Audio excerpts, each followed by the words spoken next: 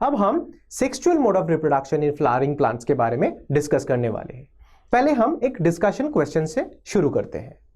Question ये है, क्या आपको लगता है सेक्सुअल मोड ऑफ रिप्रोडक्शन के कोई भी एडवांटेज है over asexual mode? Pause the video and discuss.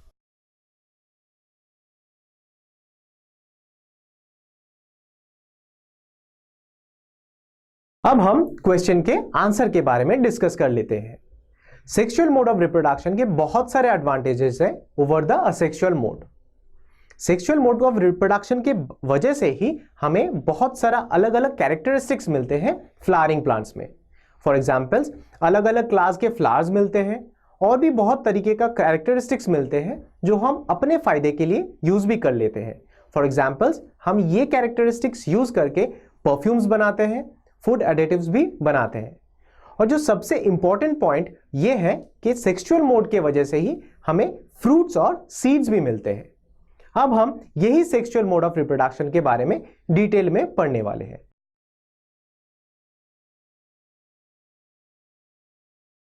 11th standard में आपने parts of a typical flower के बारे में जरूर पढ़े होंगे।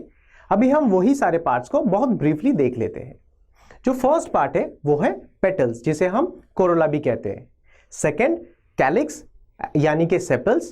जो थर्ड पार्ट है वो है मेल रिप्रोडक्टिव ऑर्गन, जिसे हम स्टेमेंस कहते हैं। अब स्टेमेंस के दो पार्ट्स होते हैं, एंथर एंड द फिलामेंट। जो फोर्थ है वो है फीमेल रिप्रोडक्टिव पार्ट, जिसे हम कार्पेल्स कहते हैं।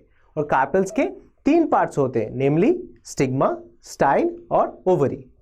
ये सारे पार्ट्स छोड़ के एक स्वोलन पार्ट दिख रहा है जिसे हम थैलामस कहते हैं। और जो स्टॉक होता है, एक्चुअली जो फ्लावर को पकड़ के रखता है, उसे हम पेडिसिल कहते हैं।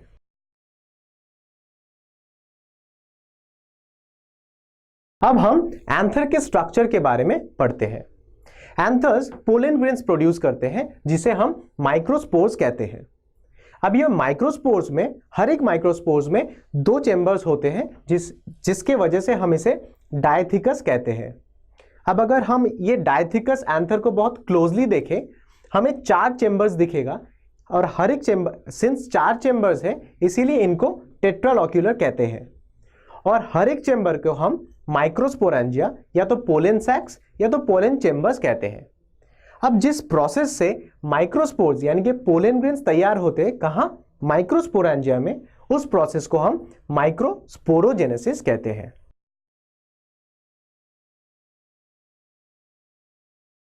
अब हम एक एंथर के ट्रांसवर्स सेक्शन के बारे में पढ़ने वाले हैं।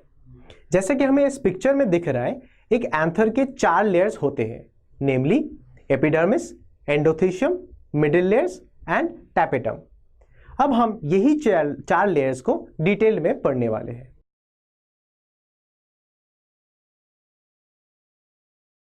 जो फर्स्ट लेयर है वो है एपिडर्मिस। एपिडर्मिस लेयर्स में जो सेल्स होते हैं वो मोस्टली फ्लैटेंड होते हैं और इनका जो मेन फंक्शन है वो है प्रोटेक्शन प्रोवाइड करना। एपिथेलियम के बाद जो लेयर आता है वो है एंडोथीशियम। एंडोथीशियम के जो लेयर है ये बेसिकली एक सिंगल लेयर होता है और ये लेयर जो चार माइक्रोस्पोरेंजियम है सबके लिए कॉमन होता है।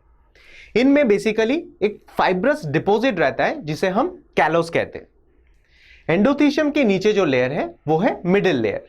मिडिल लेयर में यूजुअली एक से लेके 3 लेयर्स तक लेयर्स ऑफ पैरेन्काइमा सेल्स रह सकते हैं। ये लेयर्स जब सेल्स मैच्योर कर जाते हैं ये लेयर्स डिग्रेड हो जाता है। और जो लास्ट लेयर है वो है टैपेटम।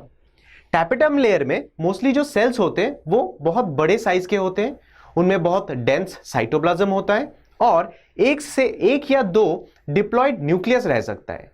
और जो मेन फंक्शन है ये सेल्स के, वो जो डेवलपिंग माइक्रोस्पोर्स होते हैं उनको न्यूट्रिशन प्रोवाइड करते हैं ये सेल्स।